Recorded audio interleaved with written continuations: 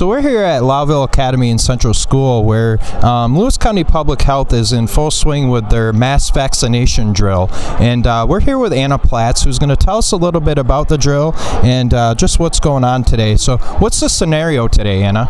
So today, Lewis County Public Health is hosting a precautionary public health clinic at Lowville Academy in response to a recent identification of an employee at a local grocery store who has been diagnosed with hepatitis A. So the county health department has prepared today to offer the hepatitis A vaccine and an immune globulin injection to potentially expose customers who purchase produce at this grocery store.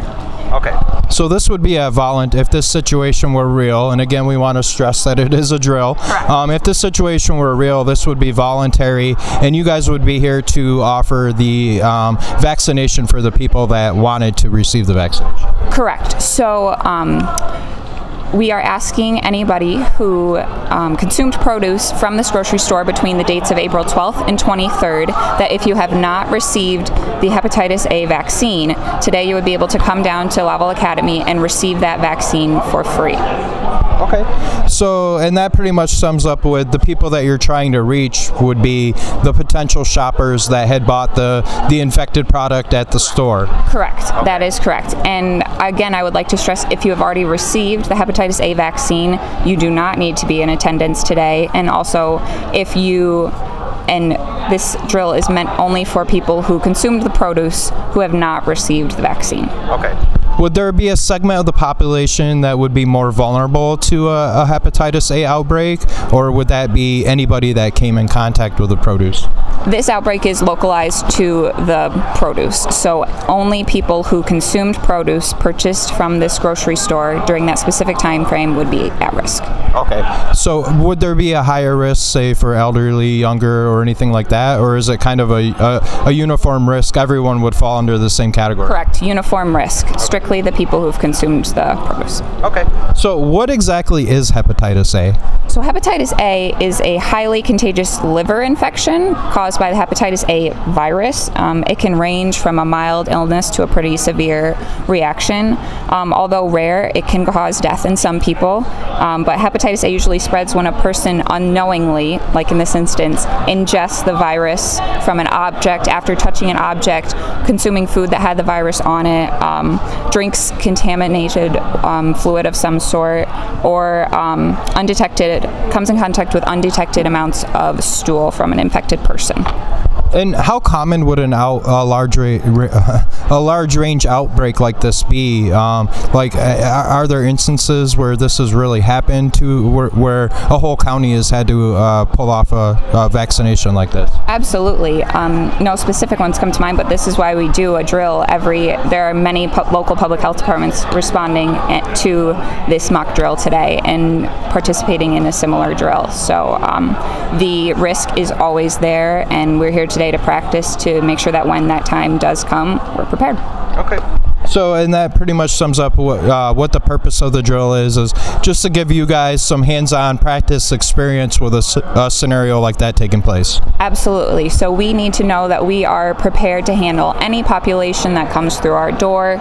Today we have a bunch of volunteers on site as well as nurses who are administering the mock vaccination. We have educators on staff to inform people about the hepatitis A vaccine as well as the immune globulin. We have a medical examiner present just in case in case he's needed. We also have a lot of tech support today because we are using an online system to register individuals, and then we have a crisis counselor on site in case someone has a normal reaction to this traumatic event. Okay. So what exactly can participants expect? What's the process from the time that you get here? What would the time frame be, and what's the process they actually go through to participate in? So we actually distributed a flyer beforehand informing people that this mock drill was going to occur and invited them to either come today and register today, or you could actually pre-register online. We had an online registration link. So depending on whether you registered prior or not, if you registered prior, you could go right through the line and get in line to receive the mock vaccination and the education. If you did not pre-register, in the lobby we have computers set up that people can register at. Depending on the line, that's how long it will take you to register. But then we estimate that it will take about 30 minutes for people to go from registration or pre-registration to the education table to receiving your mock vaccination from the nurse.